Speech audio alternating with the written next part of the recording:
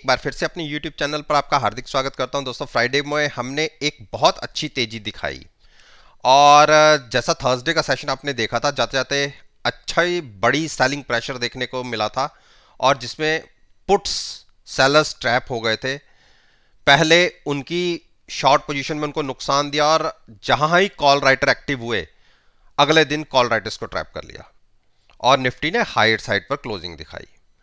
और जिस वजह से निफ्टी के स्टॉक्स में तेजी देखी गई, उन स्टॉक्स के ऊपर चर्चा करते हैं। वैसे केवल लार्ज कैप स्टॉक्स को छोड़ दो तो जितने भी मिड कैप और स्मॉल कैप शेयर्स थे निफ्टी के, उनमें कोई बड़ी तेजी नहीं देखी गई, ज्यादा से ज्यादा आधा परसेंट या 1%। अब अगर आप जिन स्टॉक्स के ऊपर मैं बात कर रहा हूं 10 स्टॉक्स की बात करें तो केवल केवल आप एचपीसीएल को छोड़ के आप किसी में भी देख लीजिए, आधा परसेंट, पौना परसेंट, 0.25%, इससे ज्यादा तेजी नहीं दिखी। तेजी केवल लार्ज कैप स्टॉक्स के अंदर आई जिसमें लीड किया बैंक निफ्टी के शेयर्स ने। तो चलिए इन्हीं स्टॉक्स के ऊपर बात करते हैं जिनके ऊपर मैं रोज एक वीडियो आपके साथ शेयर करता हूं, पास्ट परफॉर्मेंस को साथ साथ एनालाइज करता रहूंगा। लेकिन जिसने भी वो वीडियो देखनी है लास्ट सेशन से रिलेटेड, वो नीचे डिस्क्रिप्शन बॉक्स के अंदर लिंक है, उस वीडियो को देखकर फ्राइडे के सेशन को एनालाइज कर सकते हैं। अब देखते हैं 24 मई की क्या पॉसिबिलिटीज दिखती हैं। जैसा कि हिंदुस्तान पेट्रोलियम को देखेगा आपने, इंट्राडे के अंदर इसने एक बहुत बड़ा जंप दिखाया और 288 तक के भी टारगेट्स देखने को मिले। अब इसमें आप क्या कर सकते हैं, आरएसआई लेवल देखते हैं पहले। देखिए आरएसआई लेवल 60 के ऊपर, 69-70 के आसपास है। तो मेरे को लगता है कि एक बार अगर इसमें फिर से बाउंस दिखा 285 से लेकर 90 के बीच में, हम शॉर्ट पोजीशन लेंगे।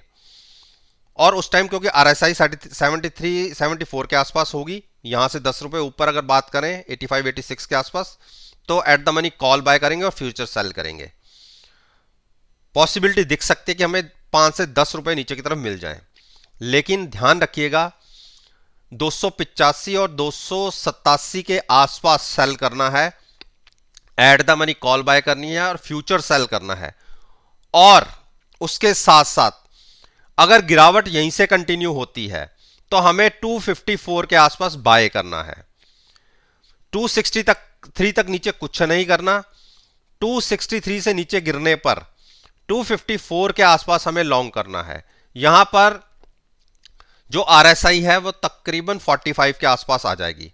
तो एक सही जगह होती है कि यहां पर बाय किया जाए। वैसे तो हम 30 तक देखते हैं, लेकिन कई बार स्टॉक यहीं से पलट जाता है।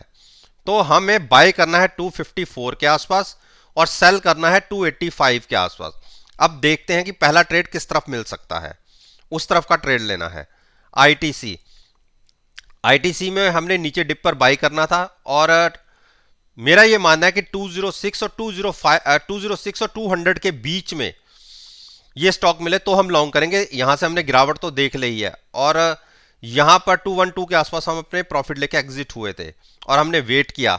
मानता हूं कि उसके बाद स्टॉक ने तकरीबन 10 पॉइंट और ऊपर दिखा दिए, लेकिन यहां से मैंने कहा था कि हमें एक गिरावट पर बाय करनी है और 206 20 डेज मूविंग एवरेज है। मेरा यह मानना है कि एक बार थोड़ा सा हम इसके नीचे खिसक सकते हैं तो 200 मान लीजिए सेफर साइड, और 205 इसके बीच में कहीं मिले तो लॉन्ग जाइएगा, शॉर्ट मत कीजिए।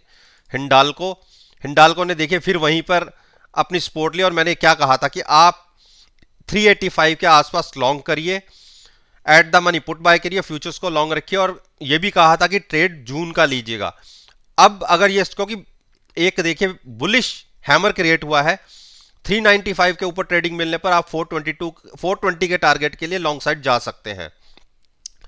शॉर्ट नहीं करना। डॉक्टर रेड्डी देखिए हमारे बाइंग प्राइस की तरफ आ रहा है जहां हमें इसमें ट्रेड लेना है और वो प्राइस है 5180 और नीचे की तरफ और सेफ साइड 5150। तो इन दो प्राइसेस पर भी मिल जाए, अगर 5180 पर भी मिले तो आप लॉन्ग जा सकते हैं। टारगेट होगा 5350 का। शॉर्ट मत कीजिएगा। देखिए मैं शॉर्ट इसलिए नहीं करवाता, नीचे जाके इसलिए खरीदवाता हूं क्योंकि मेरे को फॉलो करने वाले ज्यादातर रिटेल इन्वेस्टर्स हैं, तो रिटेल इन्वेस्टर्स को मैं शॉर्ट नहीं करवाता। हाँ, जो ट्रेडर्स हैं उनके लिए अगर 20 डेज मूविंग एवरेज ब्रेक होगी 5180 तो शॉर्ट सेलिंग बनेगी, जिसकी पॉसिबिलिटी काफी कम है। तो इसलिए लॉन्ग पर डिप पर बाय कीजिए लॉन्ग साइड पर। सिप्ला सिप्ला ने देखिए 960 के मेरे टारगेट थे, उसके आसपास लगाया और वहां से गिरावट आई। देखिए इस स्टॉक को भी हम देखिए बुलिश क्रॉसओवर है, स्टॉक नीचे की तरफ आपको सेलिंग दिखा के ट्रैप करना चाहता है, लेकिन जब तक ये 908 के ऊपर है आप लॉन्ग में बने रह सकते हैं। तो गिरावट पर बाय कर लीजिए, 900 और 905 के बीच में कहीं भी मिले तो लॉन्ग जा सकते हैं, कोई घबराहट नहीं है। 960 के टारगेट आपको देखने को मिल जाएंगे। भारती भारती ने नीचे से देखिए, मैंने आपको क्या कहा था कि 515 और 520 की जोन के आसपास इसको बाय करके चल सकते हैं, जैसे ये कैंडल हुई थी। मैंने कल के पिछली वीडियो में भी कहा था कि 515 और 520 के बीच में आप लॉन्ग कीजिए, शॉर्ट मत कीजिए। इतनी बड़ी गिरावट के बाद लॉन्ग ही बनती है। और यहां पर मैंने कहा था, जब यहां हम ट्रेड कर रहे थे, हम इसको 530 के नीचे बाय करेंगे।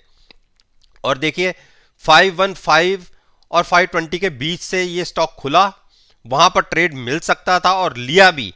और उसके बाद क्लोजिंग देखिए 531। एक बार ये स्टॉक 540 को टच करेगा, वहां रुकेगा और हो सकता है कि 5-7 दिन वहां पे व्यतीत करे, ये एक्सपायरी 540 के आसपास क्लोजिंग मिले तो बिल्कुल लॉन्ग रह सकते हैं। 540 के आसपास आए तो एक बार एग्जिट हो जाइए अपना प्रॉफिट लेके, उसके बाद थोड़ा वेट करिए, अगर 530 फिर मिलेगा तो लेंगे दोबारा से। बजाज फाइनेंस कंसोलिडेट कर रहा है, और मैंने आपको बोला था कि पहले यहां पे बोला था कि आप 5415 या 5400 की पुट के साथ लॉन्ग जा सकते हैं। उसके बाद गिरावट हुई और उसके बाद देखिए तेजी। अभी भी मेरा यह मानना है कि यहां पे कंसोलिडेट कर रहा है, एक बार 5525 या 5385 इसके बीच में कहीं मिलता है तो आप बाय करिए, लॉन्ग साइड पर बैठिएगा, साथ में हैजिंग के लिए eight the money put buy कीजिएगा। आने वाले दिनों में आपको 5800 तक के टारगेट इजीली दिखेंगे। अब बात करते हैं अरविंदो फार्मा। अरविंदो फार्मा को भी देखिए डिप पर बाय कीजिए, 1015 के आसपास का प्राइस आ गया है। और मेरा यह मानना है कि अगर 1000 और नीचे की तरफ 990 इनके बीच में ये मिलता है तो यहां पे लॉन्ग कीजिए 1100 के टारगेट के लिए। और जब 1100 के आसपास स्टॉक आएगा तो हम वहां पे एक शॉर्ट पोजीशन क्रिएट करेंगे। और मुझे ये लगता है कि एक्सपायरी इस स्टॉक की तकरीबन 1050 के आसपास होनी चाहिए। पहले आपको 990 और 995 के बीच में भी ये प्राइस दिख सकता है, वहां पर आए तो लॉन्ग कीजिए, एट द मनी साथ में पुट जरूर रखिएगा खरीद के। और टारगेट होगा पहला 1050 और उसके बाद 1100 के टारगेट के ऊपर हम फोकस करेंगे। अंबुजा अंबुजा ने देखिए नीचे से एक रिकवरी दिखाता जा रहा है, रोज नए हाइस पे क्लोज हो रहा है। तो इस स्टॉक को मैंने देखिए आपको कभी नहीं बोला कि आप इसको शॉर्ट करके चलिए, और हाँ डिप पर बाइंग करने के लिए बोला था। देखिए 315 भी आया प्राइस, और यहाँ पे देखिए 310 भी आया, और यहाँ पर देखेंगे तो आप 300 भी दिखा था। और मैंने पिछली वीडियो में भी कहा था जब ये कैंडल फॉर्मेशन हुई थी, अगर 9 डेज और ज़्यादा से ज़्यादा ये 20 डेज इसके आसपास आप बाई कर सकते हैं। प्राइस आप देखिए 310 के आसपास बाई करना है या 305 के आसपास बाय करना है। कोई भी प्राइस आपको यहां मिले तो इसको यहां से लॉन्ग करिए, डिप पर बाय कीजिए। यहां पर एक तेजी हो चुकी है, 325 के आसपास ये स्टॉक बार बार जाता है और वहां से गिर जाता है, तो इसलिए फिर डिप पर बाय करेंगे। 310 305 के आसपास आए मिले तो at the money put buy करके लॉन्ग पोजीशन फ्यूचर्स में लॉन्ग लीजिए, और ट्रेड लीजिए जून एक्सपायरी में कि आपको पोजीशन को कैरी कम से कम अगले 5 हफ्ते तक अपनी पोजीशन को होल्ड कर सकें। तो दोस्तों ये मैंने निफ्टी इंडेक्स जो बहुत अच्छी वेटेज रखते हैं निफ्टी की मूवमेंट के अंदर, उन पर अपना मैंने ओपिनियन आपके साथ शेयर किया है।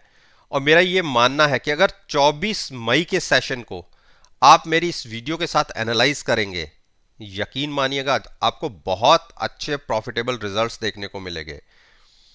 मैं ये नहीं कहता कि आप मेरी वीडियो को देख के मार्केट में कोई ट्रेड लें, अगर आप पेपर ट्रेड भी लेंगे तो भी आप देखिए आपको कितने अच्छे रिजल्ट्स देखने को मिलेंगे। वीडियो अच्छी लगे तो लाइक जरूर कीजिएगा, शेयर कीजिए, और मेरे साथ अगर मेरे YouTube चैनल पर जुड़ेंगे तो आपको बहुत अच्छी इंफॉर्मेशन मिलती रहेगी। और साथ में बेल आइकन का बटन प्रेस करना मत भूलिएगा ताकि नोटिफिकेशन आप तक टाइम से पहुंच सके। इस बात के साथ मैं आपसे विदा लेता हूं और एक नई वीडियो के साथ फिर से आपके सामने आऊंगा। तब तक के लिए धन्यवाद। Take care.